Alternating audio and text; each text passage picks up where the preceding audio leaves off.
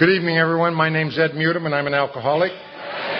By the grace of God, the Fellowship of Alcoholics Anonymous, and sponsorship, I haven't found it necessary to take a drink or a mood-altering chemical since January 5th of 1971, and for that I'm extremely grateful. And I'm delighted to be here. I want to thank my fellow old-timer. Isn't it terrible we're old-timers? I hate that, don't you? Yeah, boy, I'll tell you. She said I've been called a lot worse, yeah. I want to thank Sharon for the honor of being here. I really do believe that it's an honor and a privilege anytime I'm asked to be anywhere, because I don't know about you, but I haven't forgotten who I used to be. It just don't own me anymore, you know. It just don't own me anymore. And so I'm really grateful. And I've had just a wonderful time. About every little thing that could go wrong has. And it's made me laugh, you know, because I don't know about you, but everybody talks about the higher power. The higher power. You know what? There's a lower power, too. You know? And he just goes around and tries to screw up your day. And he's been working overtime since the night before I flew out and they canceled my flight. And he hasn't won. And you know when my lower power acts up the most? When one of the best things are going to happen. And that's exactly what I've experienced this weekend. I want to thank everybody. Sharon, George, been my host. He's just been marvelous. We went everywhere this morning, all over the island, and I just loved it. And nobody asked how tall I was. And it's always the same two questions by the same size person. First question, oh, how tall are you? Oh, no, excuse me. No. Oh, how tall are you? And I say 6'10", and they say, oh, do you play basketball? In the last few years, do you play football? You know? And I go, no, how tall are you? And they say 5'4", and I say, do you play miniature golf?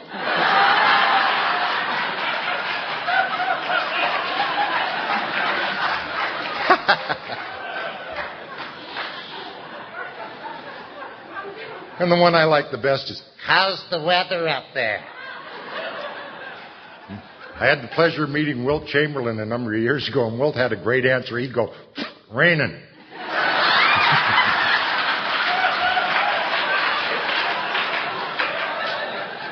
But I'm far too kind to do anything like that. I come from a very elite group of people called white trash, and worked hard. Oh, I want to apologize for not wearing my coat, but when I'm around humidity, I turn into a fountain.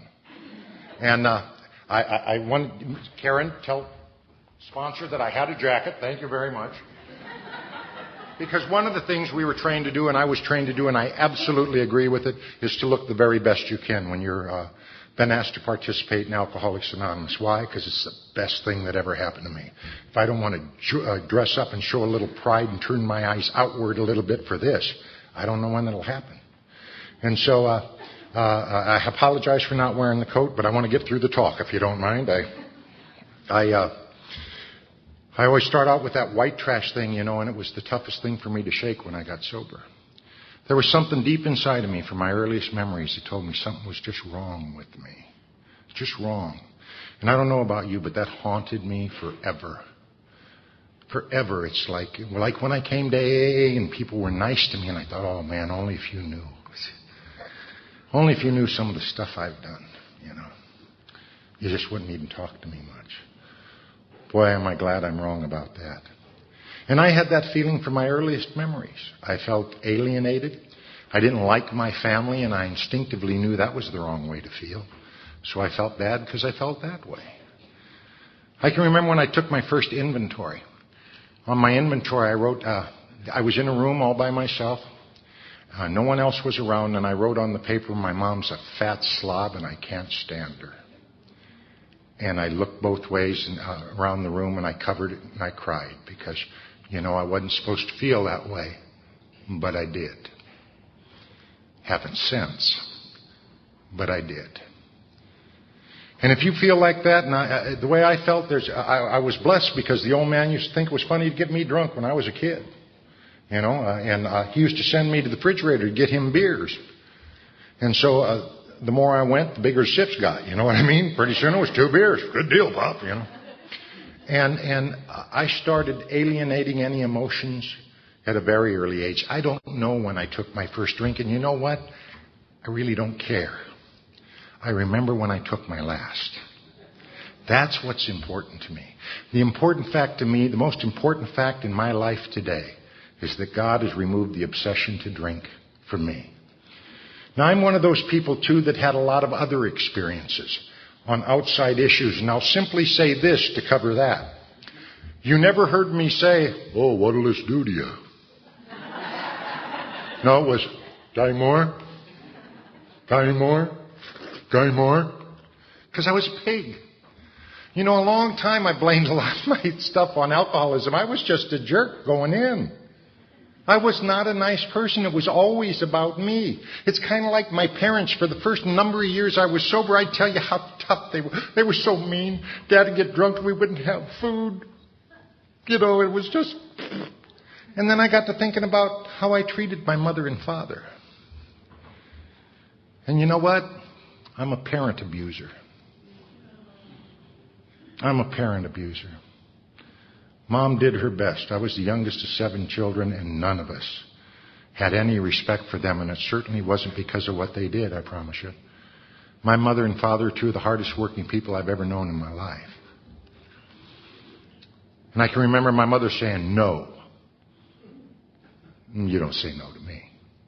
I'd keep on. It may take an hour, it may take 2 hours, but sooner or later she'd say, "For Christ's sakes, Eddie, go do what you want to do. You'll do it anyway. Leave me alone." And tears would be streaming down her face. And I went, "Yeah, got her." And left. I was 28 years old. I was 8 years sober at the time. And I had this big deal job. It was some kind of big deal in my hometown. They did a big write-up on me and all that kind of stuff. And I came home to visit Mom. And like I say, I'm 8 years sober. Been living out in California for 6, 7 years at that time. And came back to good old Davenport, Iowa to meet Mom. Or to meet Mom. "Hi, Mom. How are you?" No. Came home to be with Mom. And I got dressed and I was going to a meeting. And you know what Mom said? "Where are you going?" And I'm thinking, none of your business where I'm going. I'm a big boy. I can go pretty much wherever I want. I'm 28 years old. I'm 8 years sober. I travel all over. What do you mean? And you know what I heard my mouth say? "To a meeting, Mom." Then you know what she said? "What time are you going to be home?" And my head says, none of your business. I can stay out as late as I want. I can do whatever I want. You know what I heard my mouth say? "Mom, I'm going to be home about 10:30. If I'm going to be later, I'll give you a little call." You know what she had the nerve to say? "Okay, honey." Took me 28 years old to let my mother be my mother for the very first time. Just answer the questions. The war had ended when I came to Alcoholics Anonymous. And you taught me how not to be a parent abuser anymore, but a parent lover. And one of the love and service. My mother died of cancer. And I remember the day I got the call. And I was 12 years sober, and I got the call when I was out in California. And I called my sponsor. I said, "I got to move back to Iowa." And he said, "Why?" And I said, "I've never been a good son. I need to be a good son." And I spent the last year of her life with her. And visited with her every day. There was never a cross word. And I love my mom. And the day she died, there were no tears because she's going to a place I hope to go someday. Why would I be sad about that? You know. And I learned that here in Alcoholics Anonymous. That wasn't the way it was then, you see. I had excuses for all my behavior, and it was mostly your fault. You know, if I hadn't been raised in that neighborhood, if I would have had a decent break, if I would have got an education. I got kicked out of school when I was in 7th grade, and for good reason. I got arrested by the Iowa Highway Patrol for possession of a sawed-off shotgun. I had a double-barreled 12-gauge that was 14 inches long. Had a little kick to it, you know what I mean? And I whipped that baby out, and I got all the respect I ever wanted to have. You know, rooms would clear. And I remember the officer said, "What are you doing with this gun?" And I said, "I take it rabbit hunting." And he said, "What do you do, run them down and beat them to death with it?"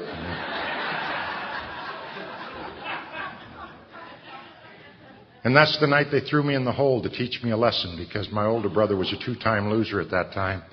And they knew I had been told from my earliest memories that I was going to be dead or in prison by the time I'm 21, so they threw me in the hole to teach me a lesson. And they did. I hated cops from that day forward. I didn't like them much before, but after that I hated them. And I did something that I regret deeply today. I became a cop fighter. What I mean by that is if I saw a badge, I swung. I don't care if you were a crossing guard. I was taking out, security guard, sorry, And that continued on for a long time. And if there's any other cop fighters in the room, I want to share a little something I've found out since I've been sober. There's always more of them. Wish I'd figured that out a little sooner, I'll tell you. I got kicked out of school, and I remember the day I got kicked out of school.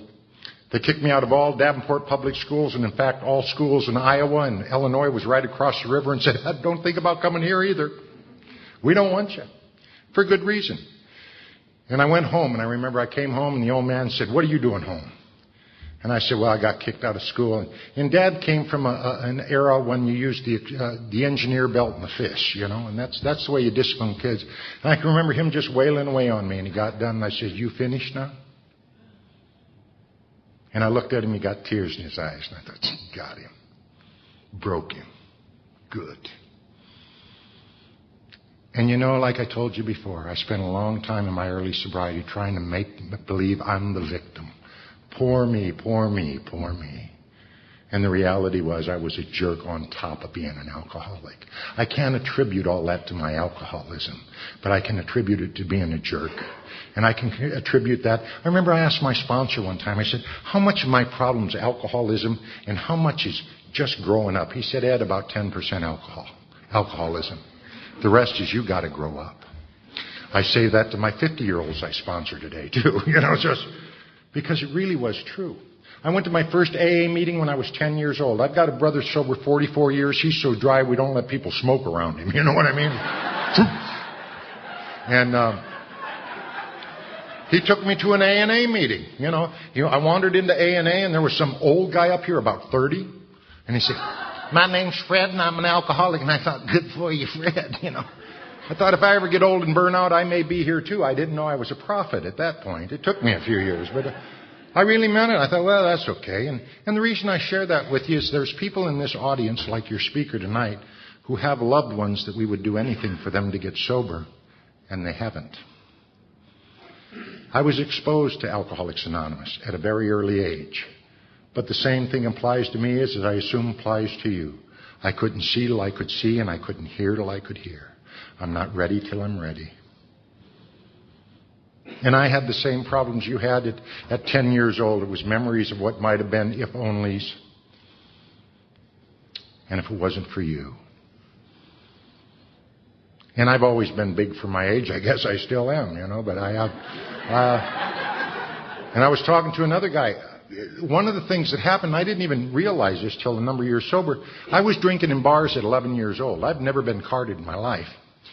And I would be 12 and 13 drinking in these bars, and I'm looking 22 because I'm 6'4", 6'5". And then people would wonder why I'd react funny. Why don't you grow up? Because I'm only 13. How's that, But I didn't know that answer.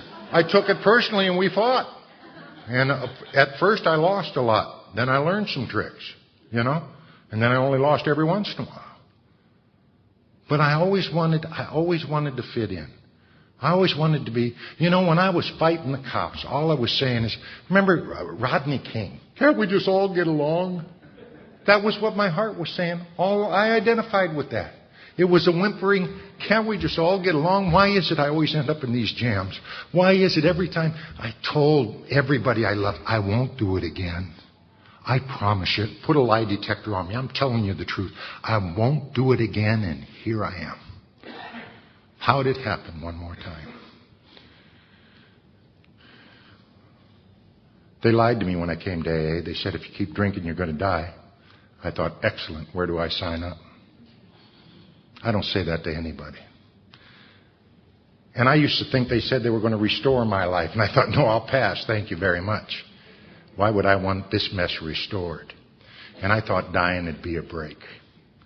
Your threat of me dying early just made me drink a little more, use a little more, do whatever I needed to in hopes that you were right, because the pain was too intense.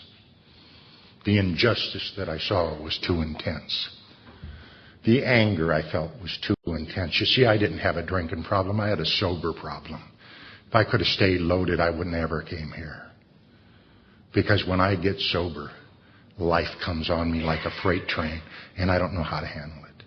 And I hurt people, and I strike out at people, and I don't mean to. I feel, I'd never walked away from a fight satisfied in my life, ever. They always took me away screaming and yelling, whether I won or lost. They always took me away screaming and yelling. And I remember I was about 6 months sober, and I saw this undercover cop that I'd been laying for about 2 years. Made sense to me at the time. And I saw him, and I'd been looking for him because there was a little gal. It was funny. I had a real protective side to me, as rotten as I could be. I had a real protective side, and he had done something to a young lady I knew that was just uncalled for. And I'd been laying for him for 2 years. I caught him once and beat him up in front of the police station. That wasn't a good idea. But then I caught him again after I got sober. And I saw him, and I had my buddy pull in front of this semi so he couldn't see me, and he walked by, and I threw him against the wall, had my arm under his shoulder, and was ready to talk to this boy. And I found myself doing the oddest thing. I put my finger right in his face, and I told him what he did and what was the result of what he did. And if he ever did it again, what had happened. And I walked away, and the most unusual feeling came over me I've ever had. I was satisfied. It's amazing to me. That's amazing to me. That's one of the first times I had an inkling in my life of something very important, and that's my feelings are not facts. I am blessed to talk with a lot of people, and they get so involved with their feelings. And you know what? Feelings are just passing thoughts. You're the ones making them important. I was with Sandy B a while back, and he said something so great. I just loved it. He said, we sit in life, and thoughts just go by. All kinds of thoughts. We reach out and grab one. Oh, this is bad. Oh, this is really bad. Oh, this is really... And he said the secret is put it back. Couldn't be that simple, could it? Yeah. It's called sanity. Who would have thought, huh? Don't I have to work through this in my process? No, thanks. When I'm working my process, you're in serious trouble, I promise you.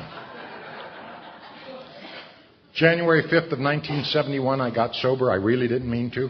I just didn't. Wasn't in my Palm Pilot, my day planner. Wasn't in my 10-year plan.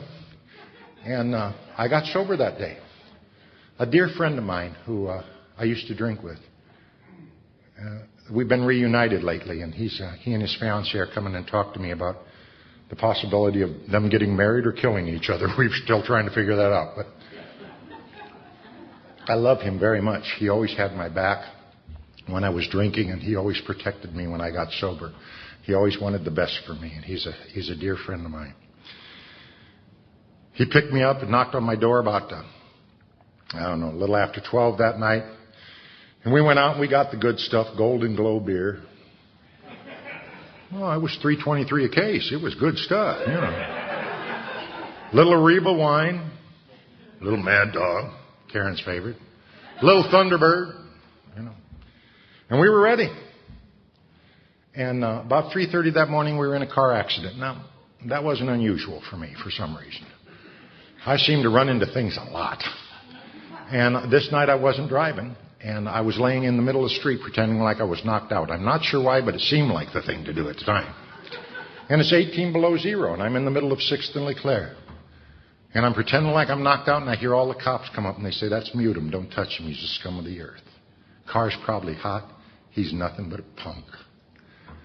Amazing thing happened. I agreed.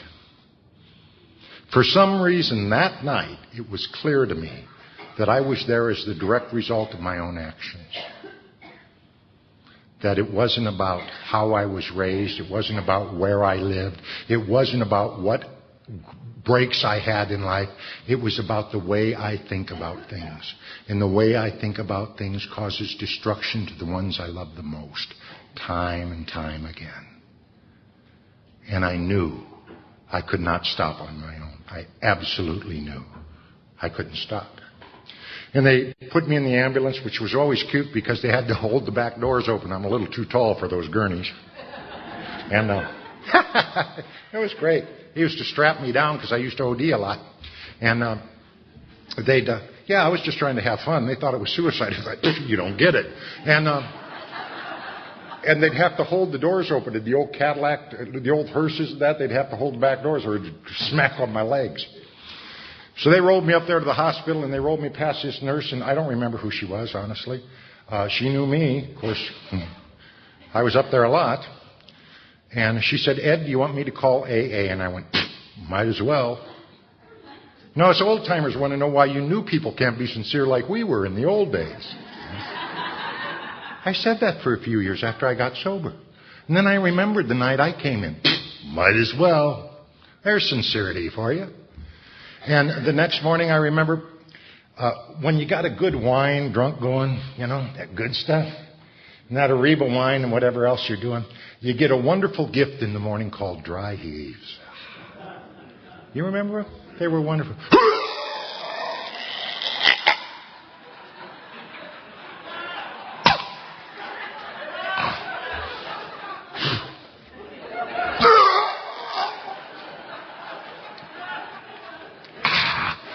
And just about the time you taste your toenails, you know you're about done.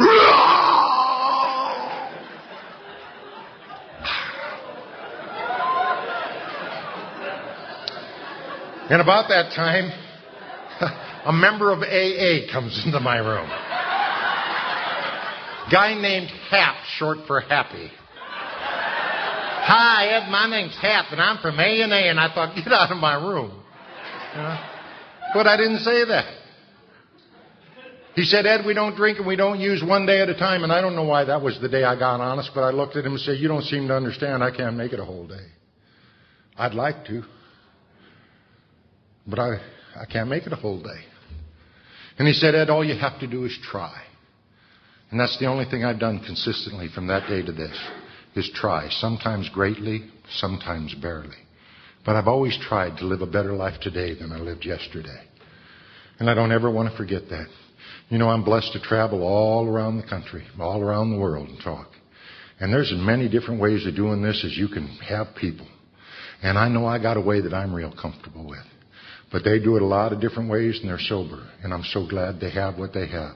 But the thing that I think is common with me anyway, with the people I talk to, is we understand the powerlessness of our situation. And that's certainly where I was. And I started going to a lot of AA meetings. And by God's grace, I knew to keep busy. I knew one thing. If I stopped and thought for a minute, newcomers, listen. If I stopped and thought for a minute, I was in deep gaga. And I'll give you another clue that I figured out. If you think it's a good idea, don't do it. If you think it's an idea that really sucks, that's what you need to do. Only my experience.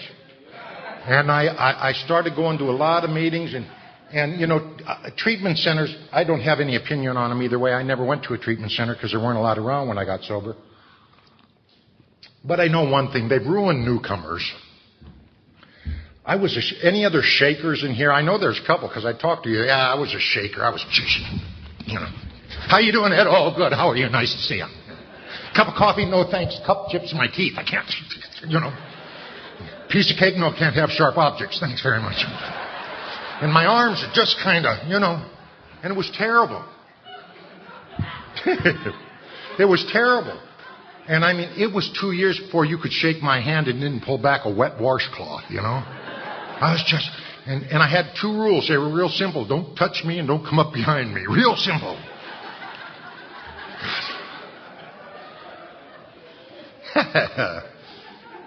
And now they come in, they just kind of...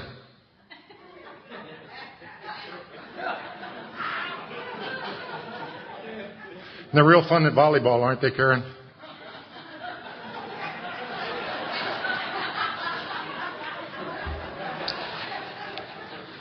But I have my two rules. Don't touch me, don't come up behind me. There was an old guy named Harry Stevens that didn't know my rules. And he was the coffee pourer in my group. And he'd come up behind me and he'd put his hand right here. And he'd pour my coffee. And a peace would come over me that I've never known before. A wholeness that I never knew. And the voices would stop. And I could breathe deeply. And for that moment, I knew everything was going to be okay. Everything was going to be okay. And he'd pour my coffee. And then he'd go. And I'd drink that coffee just as quick as I could. So Harry'd come back and give me that unconditional touch of love that it was so foreign to me, I didn't know. And you know, when I got sober, I knew nothing. I knew about personal cleanliness. My mother did her job well, but I just didn't care. I just didn't care. People in AA loved me enough to walk up to me and say, Eddie, you need to go home and take a shower, buddy. You're offending people in the meetings. And I'd say, oh, thanks, man. I wasn't thinking about it. That's not disrespect. That's love. That's people saying, go take a shower. I want you to come back. I hadn't heard that in a long time for good reason. The only regret I have about Harry is I didn't say, Harry, thanks for touching me when I was about as repulsive as you could get. Thanks for putting your hand on me and letting me feel the loving, healing touch of God for just a moment to keep me coming back for what? More. I know when it's good, man, and I'm going to get me some more of that. And I hung in there. Years later, when I was out in Los Angeles, I was suicidal, depressed, sober, stark raving sober. And I was just really bad. And I haven't had a suicidal depression in over 25 years, and that's by the 12 steps of Alcoholics Anonymous and nothing else. I know that upsets people. Pray for me. But that's my experience, and I'm sticking to it, you know. And I was going through one of those tough times. I was in that deep, deep place where I didn't want to live anymore. I just didn't want to live anymore. And my plan was I was living in my sponsor's garage at the time, and he had big gas coffee pots in there. And I was going to go into the garage, turn on the gas, not light them, just turn on the gas and go to sleep. No notes, no heroics. I'm done. I can't live drunk. I can't live sober. This thing in Alcoholics Anonymous just doesn't seem to work for me. It seems to work for you, but it just doesn't seem to work for me. And I'm on my way home, and I stop by 26th and Broadway, a club in Santa Monica, California. And I walk in there, and there was an old guy named Jimmy Ryan. He's passed away. Jimmy was from Texas. He lived up in Malibu, and Jimmy was a rapid-fire salesman. He'd rub his hands together like this, and he'd tell you 3 talks in about 10 minutes, almost like Karen, only Karen's a little bit faster. And and he'd just rub it. He said, you know, one time I asked some psychologists why I rub my hands together like this. He told me, I smacked him right in the mouth, you know. And Jimmy was there that day. And I don't know if Jim said this to everybody, and I really don't care. I know he said it to me. You remember my plan. I was going to the garage, turn on the gas. I was just swinging by the club on the way home. And I walked by Jimmy, and I said, hi, Jimmy, how are you? And it was like the world stopped. And he looked me right in the eye. And he said, I'm much better for seeing you, my friend. I'm much better for seeing you. And he saved my life. A lot of people say it doesn't matter what you say to anybody in AA, and I just strongly disagree with that. Jimmy and Harry saved my life by the loving kindness of Alcoholics Anonymous. And that's very important to me today. You know, for a lot of years I participated in a lot of sarcasm, calling it funny. And I was just a smart mouth that hurt a lot of people needlessly. And having fun at their expense, my expense, and everybody else's, and being a total arrogant jerk. I remember when my sponsor pulled me aside and said, Eddie, you might want to rethink how you're talking to people. The people who love you the most don't even want to go to coffee with you anymore because of your smart mouth. Really, I just thought I was being clever. I just thought they couldn't keep up with my one-liners. Sarcasm comes from the Greek word meaning tearing or ripping of flesh. And that's exactly what my experience was, and I didn't even know it. So I try to remember. My friend George was kind to pick me up at the airport, was very kind to me. And we got here and I was tired, and that's when I really got to watch my guard about the sarcasm. And I said a crappy remark to him. And 5 minutes later I came up and I apologized to George. He said, it's okay. And I said, no, it's not. That isn't the example I want to set, and that's not who I want to be. And I need to hold me accountable for that. I was at a conference in Florida a month ago. I think it was Florida. It was one of them. And I'm walking by and there's a guy laying on the chairs there. I'm taking a nap, I thought. And I walked by and I grabbed his toe and said, healed. And walked by. Thought, oh, isn't that cute? And he came up to me after the meeting and said, Ed, could I talk to you? And I said, sure you can. He said, you know, I was really offended by what you said. And I said, why? He said, I'm dying of hepatitis C. I'm laying there trying to get enough strength to sit through the meeting. And you come by with your cute little remark. As hard as I work at it, it still slips through from time to time. And I apologized to him immediately. I said, what can I do to make it right? And he said, well, I just needed to share that with you. And I said, thank you so much. I will share it every time it comes to mind because I want to be held accountable for that. And I hope you'll forgive me. And whatever you need me to do to make it right, I'll do that. This is a place of love and a place of peace. I love a good laugh, but not at your expense and not at mine. There's enough things to laugh in Alcoholics Anonymous about. I started going to meetings after that 12-step call, and as I said, I instinctively knew to go to a lot of meetings. I started doing something when I was a kid that I kept up a long time sober, and I call it my 299 to 1 theory. I could walk into a room with 300 people. 299 of you could turn around and say, Ed, you're the best. We love you. And one of you could have said, jerk. Guess who I remembered? And I would think about you for days. And the 299 of the wonderful people who loved me didn't even register. You see, I was a collector of ones. I was a collector of ones about life, about God, about everything. And those ones were always of a negative nature. It's almost like I was attracted to it. Maybe that was my lower power. I don't know. But I knew it was powerful on me. And when you start collecting ones early in life like those, I shared the other day, I can tell you my kindergarten teacher was Miss Kiesick. Not that I resent her. Miss Kiesick slapped me in the first grade. First day of school. And from that day I hated school. But you want to know the whole truth? After kindergarten, there were a lot of wonderful teachers who really tried their best with me, and I didn't even remember them. I had my one.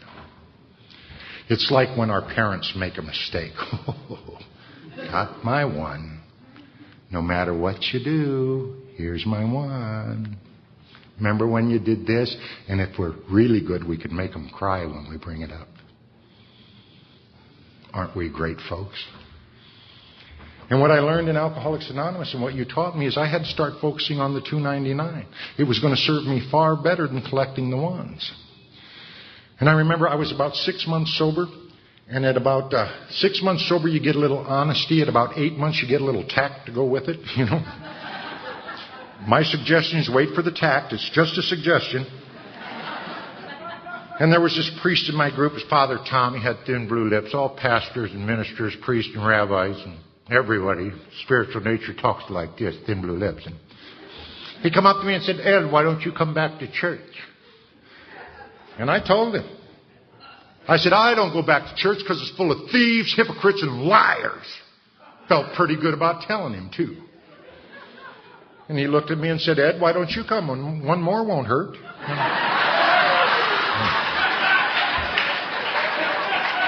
Tried my best not to talk to him for a while, I'll tell you.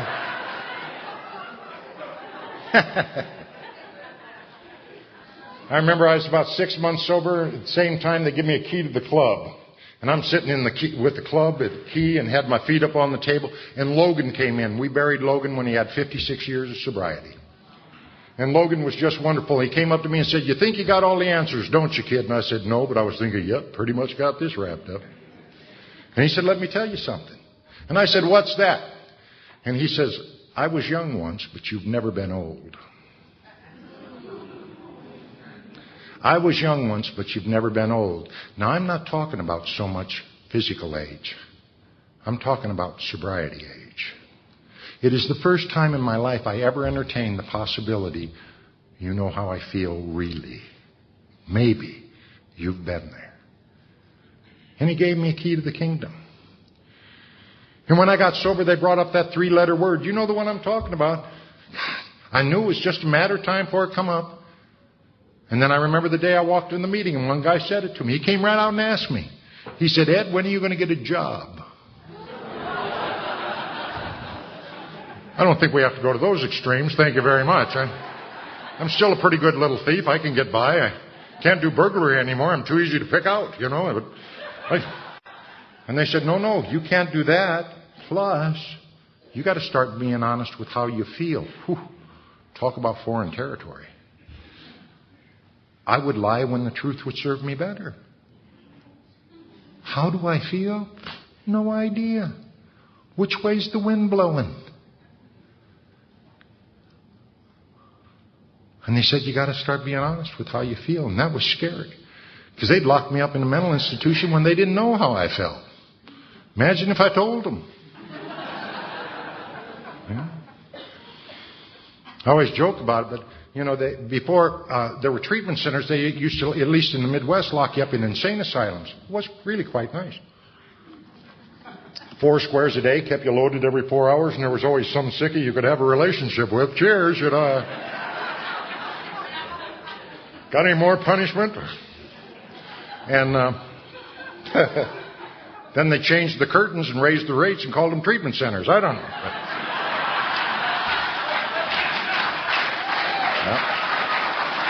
I don't judge. I just merely report. Yeah. And, but then they brought up the word God, and I was violently anti-religious. Don't bring that crap up around me. We'll fight. And I mean no offense, but I used to think God was a punk. I used to say, bring him down here and I'll beat the sheet off of him. And I wasn't being funny.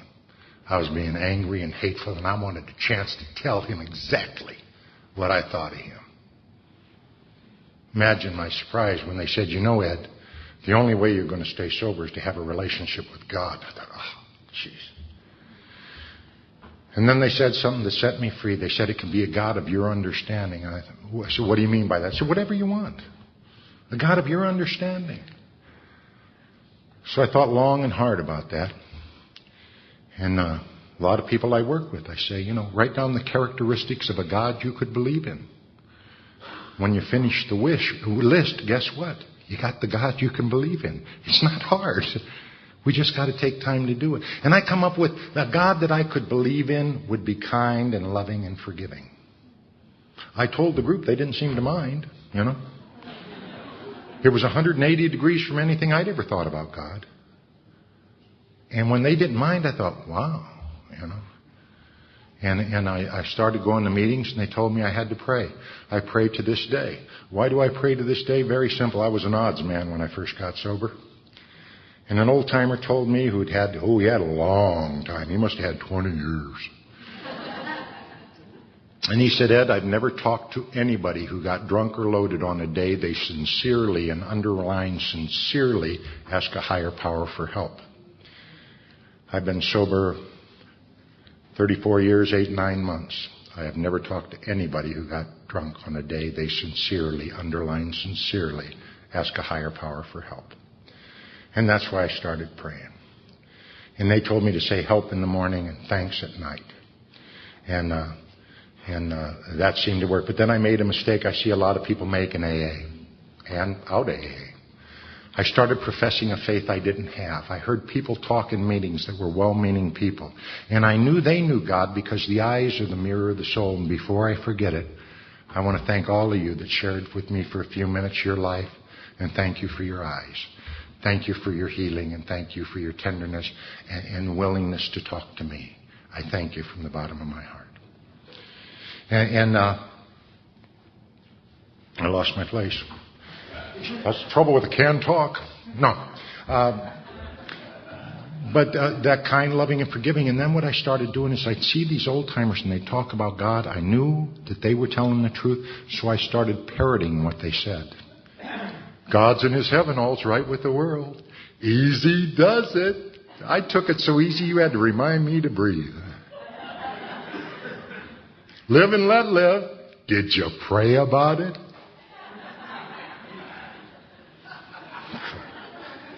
Now, the trouble with that is, if you're new or if you're used, there will be a time in your sobriety when your only defense against that first drink will be a power greater than yourself. You better have one you can count on, or you'll drink. I was about a year sober. Dad invited me over for dinner, and that may not be unusual for you, but it was highly unusual for me. And I didn't want to go, and people in AA said, you know, if your home's going to heal, you got to be the example. You can't wait for them to change and make it better. You got to make it better. And I went over there and I had dinner. And about halfway through dinner, Dad said, boy, and I thought, oh God, here it comes. I said, yeah, Pop. And he said, just want to tell you I'm proud of you. Stopped me cold. You know, they tell you when you get sober that miracles will happen, and I need to tell you that indeed is the truth. That's not over glorification of anything. It's just the simple facts if you'll apply these steps into your life. It's just the simple facts. But I also need to tell you, my own man telling me he was proud of me wouldn't even have made my miracle list. When I walked in the house that night, if you asked me if I cared what my own man thought about me, I would have said no, and it would have said true. I'm so grateful I was so horribly wrong about that and so many other things that I found out about since I've been sober. And I also realized that night that, you know, it was the first time in my life I'd ever given him anything to be proud of me of. And it wasn't even my doing. It was your doing and God's doing. All I did is try my best to listen to you. And it was one of the best nights of my life. And I walked out of that house, went to a meeting, went to my sister-in-law's afterwards, and I got a call from my mother who was crying and hysterical. And she said, Ed, come home quick. And I said, what's wrong? She said, Dad went across the street to get him a quart of beer and me a bottle of pop, and now they're carrying bodies out. There's police everywhere. Please come home. And I thought, oh, Mom, I'll be right home. God's in my life today. Nothing bad can happen. You know, everything's good.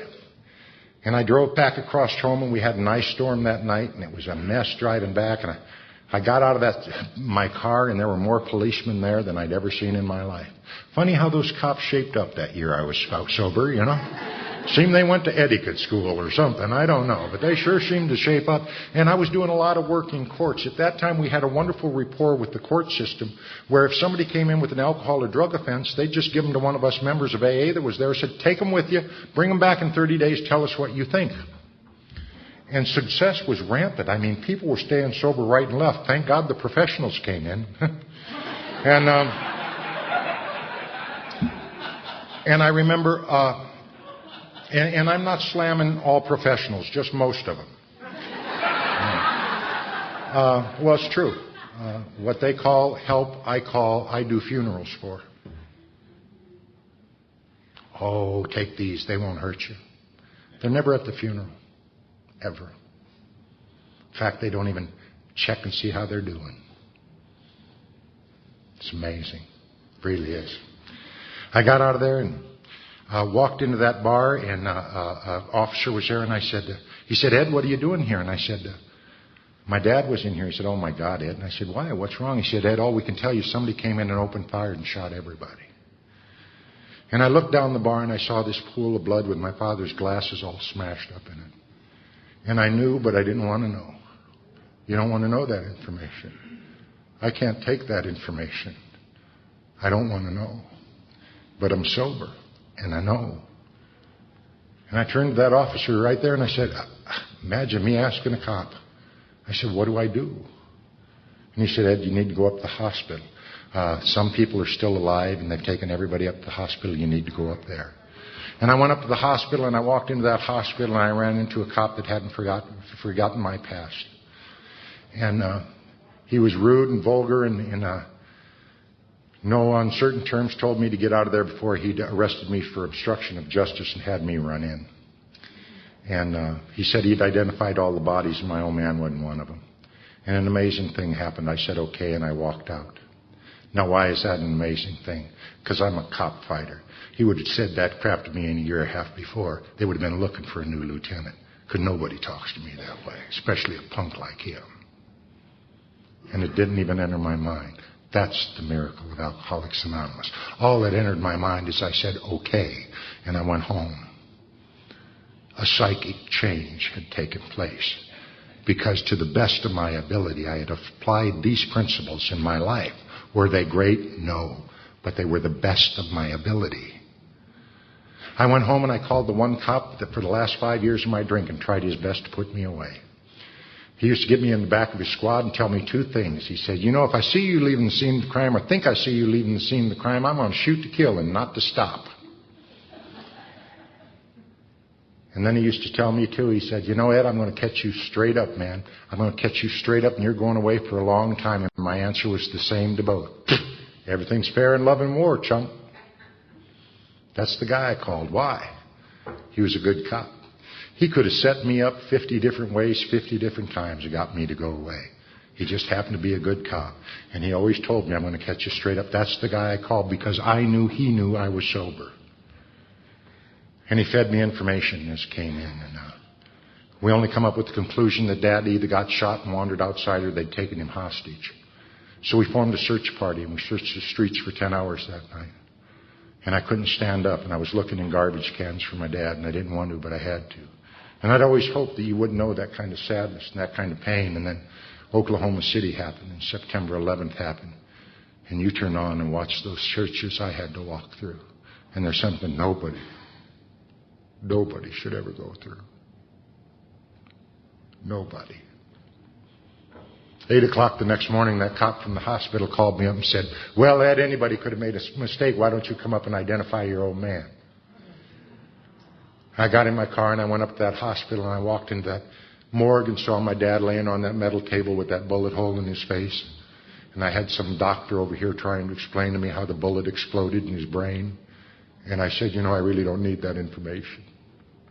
And I reached for that faith I'd been professing and came up with nothing. Because it was everybody else's experience, everybody else's word, no spiritual discipline on my part. Doing it the easier, softer way. I heard it somewhere, so I'll use it. And I'll tell you what, I hear people say all the time, my worst day sober is better than my best day drunk. That may very well be true for them. Certainly wasn't true in my case. That was the most horrible day of my life. I had never felt more alone, more angry, more isolated, more violated ever before in my life. And I reached for that faith and come up with a handful of mush. But you see, God takes care of people like me. Because when I walked out the door, there were members of Al-Anon and AA. And they just looked at me. And I knew. They didn't say a word. I just knew it was going to be all right. I didn't know how. But it was going to be all right. And everywhere I went, there was a member of AA. My friend Big John, who I go to meetings with on Thursday night, who used to make 12-step calls on me. Oddly enough, when I'd get up in the morning and come out, he'd be out there reading the paper just to give me a thumbs up as I walked by. That's the spirit of Alcoholics Anonymous. And that's what I was blessed with. And the women in Alcoholics Anonymous. And the women in AA, there's a big thing about men working with men and women working with women. Sure glad Dr. Bob and Bill didn't feel that way. This room would be half empty. But, yeah.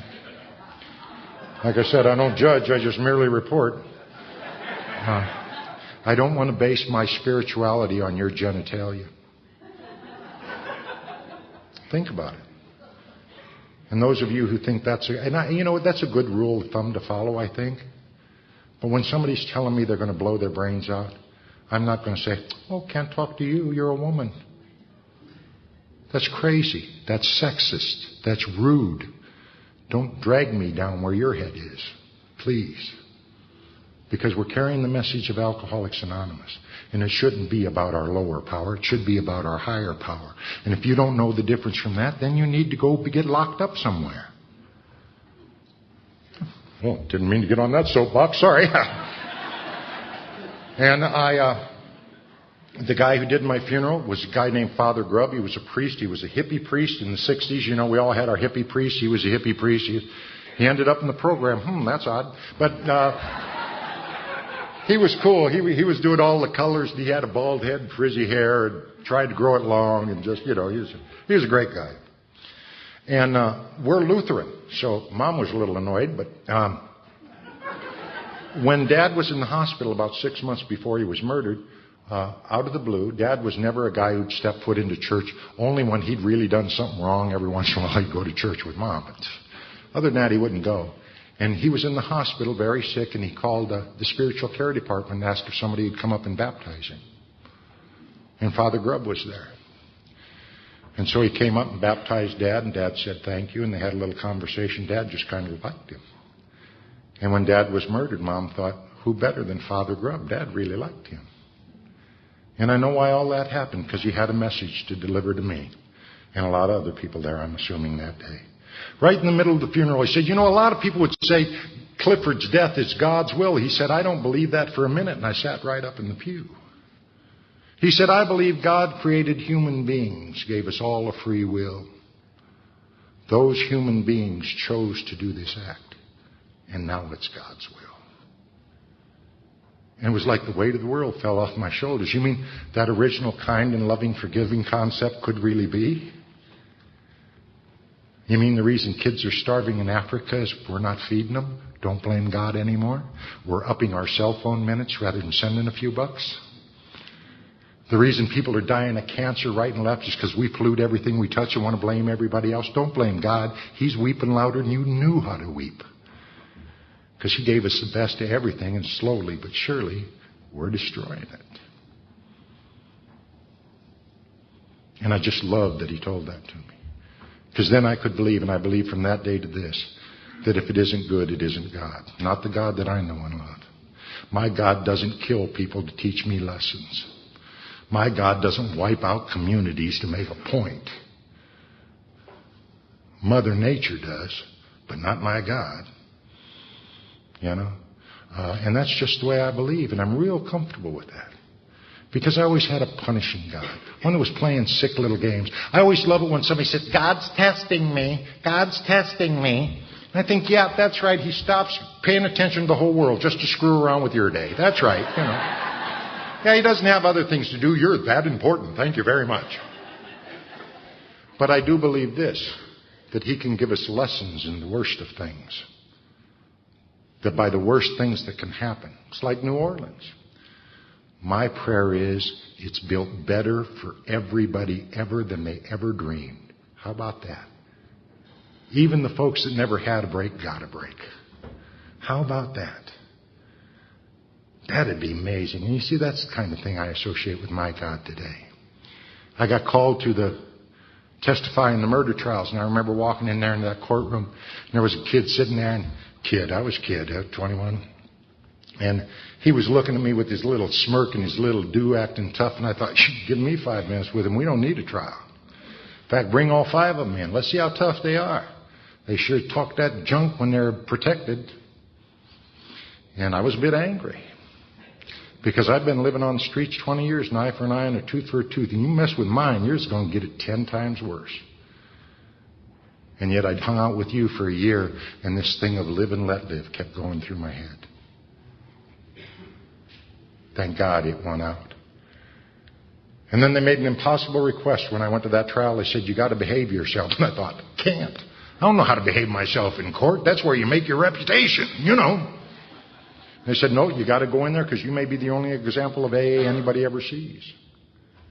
So I went into court, and I just simply answered the questions, and I left. And they convicted all the guys, and I was pleased about that. Shortly after that, God talked to me. Now, if God talks to you, I want to tell you something. Sponsors are excellent God filters. If God talks to you, just kind of run it by your sponsor. I remember one time I got a message from God, and I ran it by my sponsor, and he said, you know, Ed, this message from God looks strangely like your handwriting. Oh, okay, we're just... But I also believe in the pages of 86, 87, and 88 of the big book of Alcoholics Anonymous. And if you want a spiritual awakening, you do that for 30 days. You will have a spiritual awakening. 86, 87, and 88. And then I'll make you another promise. Within the next 15 days, you'll stop doing it because you're feeling too good. But do that. And it talks in 86, 87, and 88 that I'm going to have a conscious contact with God. And I'm going to know things that I never knew before. And all I got to do is relax and take it easy and ask God for inspiration. And one day God asked me to do a job for Him. And I went to my sponsor and I said, you know, God asked me to do this. And my sponsor looked at me and said, I think that's exactly right, Ed. I think that's exactly what you need to do. So please don't misunderstand when I say God doesn't talk to you. It takes time to decipher the self-will from God's will. And sponsors are always good for that. Well, any way God talked to me. And I remember quite clearly, he said, Ed, go out to California. Get into show business. Looked at my resume, made perfect sense to me, loaded up my car and went to where all stars get their start, Anaheim, California. I got a job at Disneyland. I was goofy. Little did they know how well I fit the role. 2.5 years sober, not going to meetings, no sponsor. I was pretty goofy, yeah. But I never actually started that job. By God's grace, I was invited up to a meeting in West LA, and I walked up there to that meeting, and there was an enthusiasm, a spirit, a sense of love, a sense of purpose, a sense of action that I'd never known before. Not putting down certainly what I'd been given. Please don't misunderstand. But they had that enthusiasm, that God from within. That's the Greek word, God from within, enthusiasm. And you could sense it. You could taste it. And I just loved it. And they were doing things, man. They were doing this and doing that and doing this and doing that. And I went up the next week, and they were doing this and doing that. And I said, this one guy said, excuse me, would you be my sponsor? He said, no. And I said, why not? He said, anybody I sponsor has to look up to me. I thought, oh, good, tall jokes. That's really going to help me.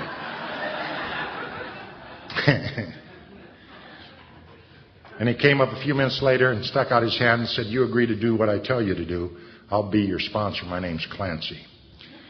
And I'm forever grateful that I didn't hear some of the things that go around about him, whether they be true or not. You know why? I would have believed you and you would have killed me. Some of the things I heard, I'd never talk to a human being like that. And I'd believe you. So next time you're trashing somebody, you might keep that in mind. I remember I went up to Clancy on 2 different occasions. And I was trashing somebody. And all he did is look back at me and said, you know, Ed, they only say kind things about you. Just walked away. Next week, same thing. I'm not a quick study sometimes. But I try not to put down any group or individual in Alcoholics Anonymous. I may not like what they do, but I want you to have the dignity of making your own decision and your own choices. I'll keep my bias alone. You want to be a good member of Alcoholics Anonymous? Quit giving unsolicited advice. Especially, half the people who put down Clancy and people like him never even met him. And I'll tell you what, if you're hanging around somebody who puts that kind of stuff out, you're the next topic the minute you leave. Might want to check out who you're hanging with, And Clancy insisted that I take actions in Alcoholics Anonymous that I knew better. Thank God he was louder than my own head. And that's what I needed. I needed a sponsor much louder than my own head, because it was loud. And he taught me so many wonderful things. I remember one time he walked up to me, and I was broke. I was trying to make a living and cleaning apartments or something. And he walked up, and in his hand he had $5. And he shook my hand and he slipped me the $5. And I said, oh, great. I didn't say, oh, great. What I said is, I can't take this. No, I can't take this. And Clancy, in his kind and loving way, turned around to me and said, shut up. Why don't you just shut up? Why does it always have to be about you? Why do you have to destroy the spirit of the giver? You have no idea why I'm giving you that money. Why don't you just shut up and say thank you?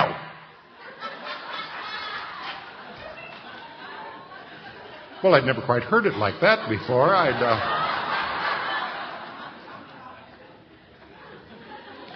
And now when people say nice things to me or give me things, I simply say thank you. I don't destroy the spirit of the giver. Just because I have no worth, why destroy their good spirit of giving? And it was funny. I was in a position if I started a church of my own about 3 years ago. I was in an organized religion for a long time and left that because they wanted me to quit talking in AA. And I was sitting there and a gal came to see me one day and she said, Ed, if God told you to do something, would you do it? And I said, oh yeah. She said, would you do it halfway or would you do it all the way? I said, no, I'd do it all the way. She said, okay. She said, there's a check on your desk, under your desk pad there for $500. And I'm going home to get a check for another $500 because God told me to give you $1,000. Now, she had no way of knowing that day all the bills were due $978.70. She had no way of doing. And as my eyes filled up with tears, I simply said, thank you. God bless you. And I paid the bills, and 2 weeks later she came in. And she said, Ed, I wanted to thank you. And I said, for what? And she said, for just saying thank you. I always wanted to be a giver, and everybody made me feel badly about it. You made it a pleasure to give. You see, everything we're given is a lesson to share with somebody else. The International Convention. Doing my own thing for the last 3 years and talking a lot in AA, I've lost about everything material in my life, which is fine. I mean, that's all replaceable. But the International was coming up, and I realized I had this amount of money, and I could either pay bills or I could go to the International. I hate being a good member of AA because it means pay bills. And I had my plane reservation, I had my hotel. And the hotel was rather expensive. I'd made that reservation 2 years before. I know you can't do that, but we did. And it was awful expensive. It was like $250 a night after the discount. And I just decided, I can't go. And I got a call from a friend of mine. He said, Ed, I hear you're not coming to the International. I said, yeah. He said, why not? I said, well, it's just, I'm in a financial crunch right now, and I need to use this money to pay my bills. He said, do you remember when you and I met? And I said, well, yeah. He said, we were in Canada, and we were in a root store. Do you remember that? And I said, yeah, I remember that.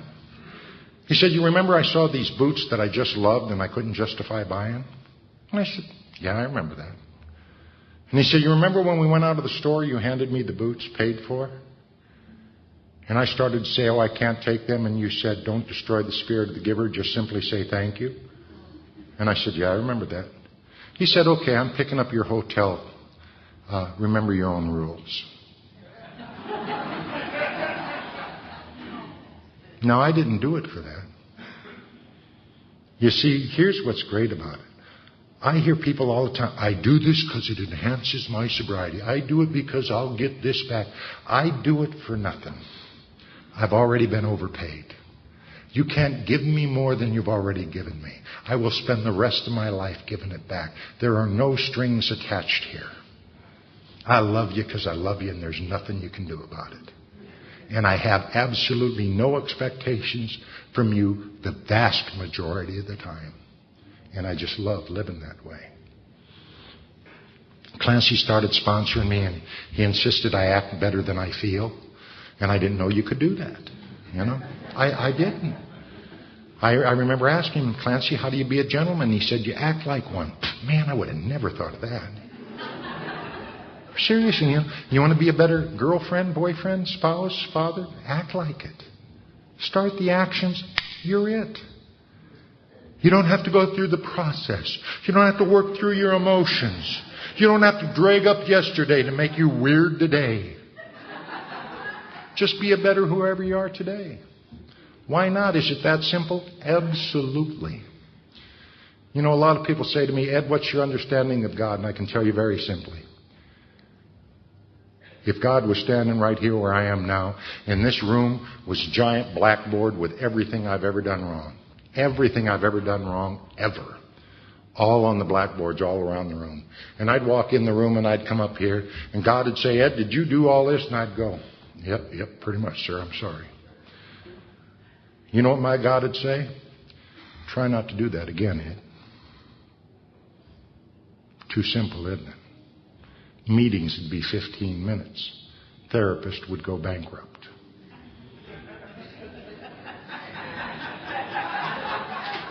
That's my God. That's my God. He already forgive me for all that crap I did. Now the tough part is for me to believe He was right and take His opinion of me rather than mine. And that's the transition of Alcoholics Anonymous.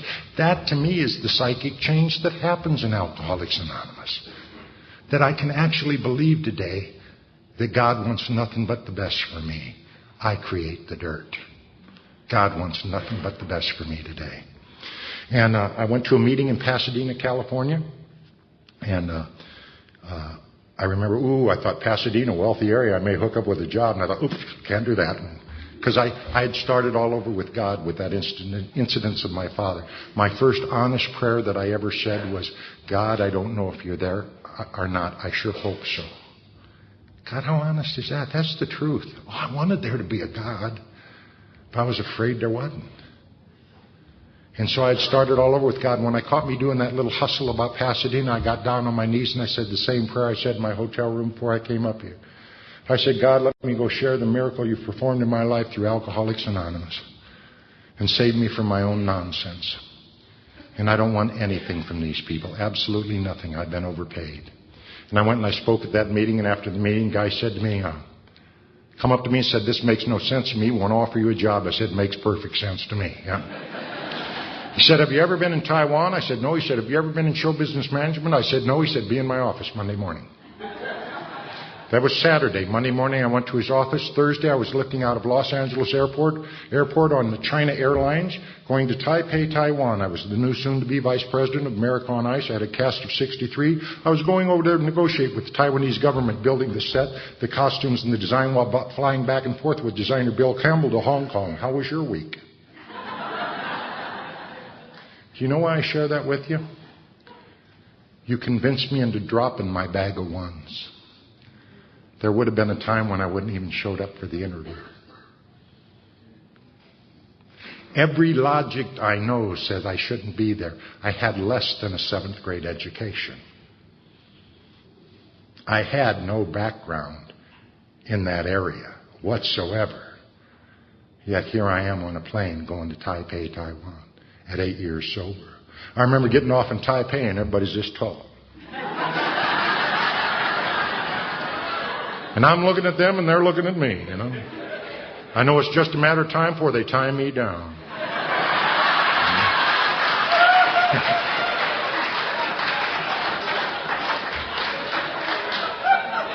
And I absolutely loved it over there. I don't have time to go into detail, but I absolutely loved it over there. And I saw myself do things that I would have never believed I have the gifts to do unless I saw me do them. That's exactly why I was there. If I was under cover of my sponsor in L.A., I wouldn't have learned half the stuff I did. I had to start working a program that he had taught me and I had learned over the years. And I had to find a God of my very own during that time. And I couldn't whine to my sponsor every 15 minutes because things needed to be done. And I'm so grateful I was there. I was over there 6 months and it was amazing. I remember they had a contract on my life over there. Because we found out we were funded by the Taiwanese mafia that were forging their own tickets. It was really good. And so they give me 24-hour bodyguards that came up to here. I thought, oh, good, guys. I feel safe now. And near the end of the tour, a guy walked by me and he said, you know, Ed, you'd be an excellent manager for the Harlem Globetrotters. And I went, yeah, sure. Finished up, went back to Los Angeles. I got a phone call 3 months later. And this guy said, hi, my name's Stan Greason. I'm president of the Harlem Globetrotters. I've heard wonderful things about you. Would you come into our office and talk to me? I said, I'd be honored to. And I went and I had a short 8-hour interview. Because, you know what? My past, I don't wish to shut the door on it anymore. I'll talk to you about any area of my life. My life doesn't own me anymore. And so I wanted to make sure they knew everything. And after that 8-hour interview, he said, congratulations, you're the new road manager of the Harlem Globetrotters.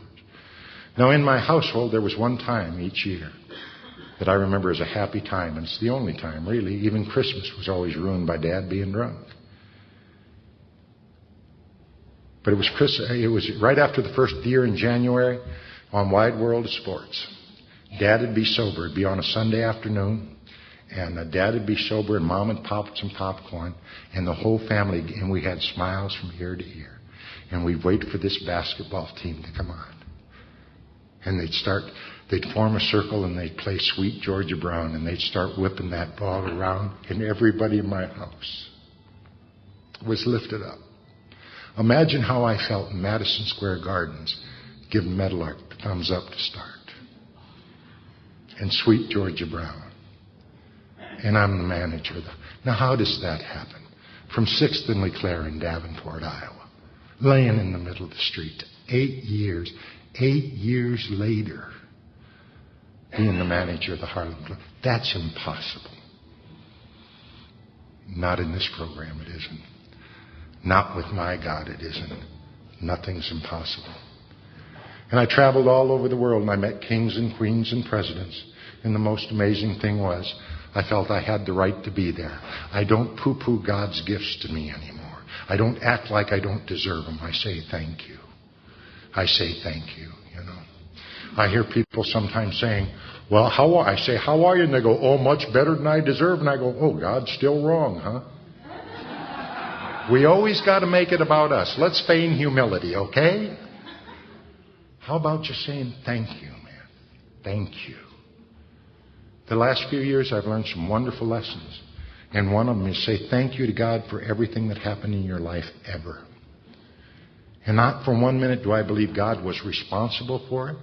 But the minute I thank God for it, it goes out of my domain and into His. And He can do amazing things with it. He can change the world, my world, time and time again. So I try to thank God. Every glitch that happened this weekend, I thank God for. The 1,600 times my key didn't work. And I went back. I thank God each and every time. Not that God did that, but that gave Him power and domain to change whatever's going on. That's just my deal. But more importantly, it's out of my will then. And I don't have to think about it, take it personal. Because when I give it to God, it's out of my hands. At 18 years sober, I made some decisions based on self that cost me everything I owned. They even took the Mercedes. It got that personal. And broke my heart. But I had become what I had achieved. I was no longer Ed anymore. I was the Mercedes, the former manager of the Harlem Globetrotters. I was a lot of things. And I need to tell you, I did none of those things consciously. I didn't. But they happened. And I'm real grateful for that. I moved back to Iowa. And I moved back to 6th Street, which is the ghetto in my town. And they let me pry the boards off a house, and they turned their head while I turned the electricity on. And I had one mattress in the middle of the floor and a bulb coming down, 18 years sober. And I opened the book of Alcoholics Anonymous and read the promises, and I said, okay, what have I done wrong here? Because I believe more to this day than ever before that those promises are all true. And if I'm not experiencing them, then I'm doing something wrong. You know, if you get a recipe for a cake, don't put your 2 cents in. Just do the recipe and you'll end up with a beautiful cake. You start adding in all your extra stuff, you don't know what you'll get. But I promise you this. It's been my experience that those promises are true. When you think about those promises, let's take a look at my life. The best I could do was Scott County Jail. That's the best I could do. And look at where Alcoholics Anonymous has taken me. Why? Because I was in a position and desperate enough to do better than I thought. I learned that my feelings were not facts and that I could act lovingly even though I didn't feel that way. And that my actions speak so loud, people can't hear a word I say. And I want people to hold me accountable today. I am not afraid of that. And I'm not saying that boastfully. I do make mistakes, and when I do, just like that guy in Alabama, I thank God he came up and said, Ed. And I said, thank you. About 4 years ago, I was up in northern Wisconsin. I used to go up there and chop trees down twice a year. And I loved it. I was in the North Woods, and I got some strong pains in my chest. It dropped me to my knees, and I never had that problem before. So, like any good alcoholic, I waited till I got home. I went to a doctor, and I went to the doctor, and they put me through 2 months of tests. And at the end, he called me into his office on Monday night. And he said, Ed, I don't know how to tell you this, but the tests aren't good on your heart. He said, you've had a massive heart attack. And he said, the bottom of your heart ain't looking too good, and the top of your heart ain't looking too hot either. And he said, I need you in here at 5 a.m. in the morning for surgery. And I said, okay. And he said, I need you to go home and get all your affairs in order. And I said, okay. And he said, do you get what I'm telling you? I said, yeah, I get what you're telling me. He said, Ed, I don't think you understand the seriousness of this. I need you to really go home and get your affairs in order. Do you understand what could happen here? I said, yeah. He said, do you know what I'm telling you? I said, yeah, you're threatening me with heaven. And he looked at me and he said, you don't get it. If I've ever had a chance of going, it's now. I ain't afraid. Now, I have no death wish, but I certainly aren't afraid of it anymore. Why? Because you taught me that God understands my heart, and you've changed it. You've changed it from a cold, self-obsessed heart to there isn't a day go by where I'm not moved to tears, and I wouldn't change it for anything in the world. You know, in the day of mood alterers, God gave us two, laughter and tears. I promise you, once you learn to use those, you probably won't need much else. And I am grateful that God touches my heart every day. That when I looked out of my room down here, the first night I was here, I thank God for me to be able to look out at where a lot of you guys live and you stay all the time. What a blessing. And what a blessing it is for me to be here. A few years ago, one of the guys that murdered my father, his sentence was overturned. And the press came to me and they said, what do you think? And I said, it's time for him to come home. It's time for him to heal. It had been 27 and a half years. And they said, well, where's he going to stay? He went in there when he was 17 years old. He doesn't know how to work. He doesn't have a trade. Where's he going to live? And I said, he can come live with me if he'd like. And people, that story went all over the world. And the only reason I share it again tonight is because some of you didn't hear it. And the only reason I share it is not because I'm a goody two-shoes. I just want you to see what you've done to me.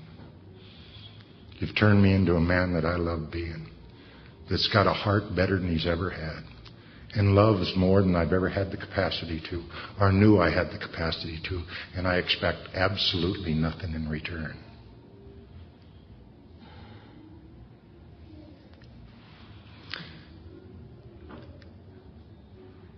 My prayer before I talk is that I leave a piece of my soul here, because that's all I got of value. And that's all I really treasure. And I think I've done that through the workshop and this tonight. If not, I just ask you this. Anything that's causing you harm or sadness in your life, leave it here tonight. Start fresh. Start new. If you're having some times and bad times and you're sober a while, start fresh on the steps. You do not have to relapse to start over. You just need to start fresh. My prayer for you is that you find a God that you love as much as I love mine. I found it here in Alcoholics Anonymous. I got called in the ministry and I did everything they asked me. I went back to school and I got 230 hours of college credit. I took it 1 hour at a time and it took me 7.5 years while working full time and going to school full time, and I never missed an AA commitment. Why did I do that? Because I have a sponsor that insists that I do things right, that at the end I can feel the satisfaction of being an active part of society and a good member of Alcoholics Anonymous. My hope is that I've been that for you this weekend, and my prayer is that God continue to bless you one day at a time. Thank you.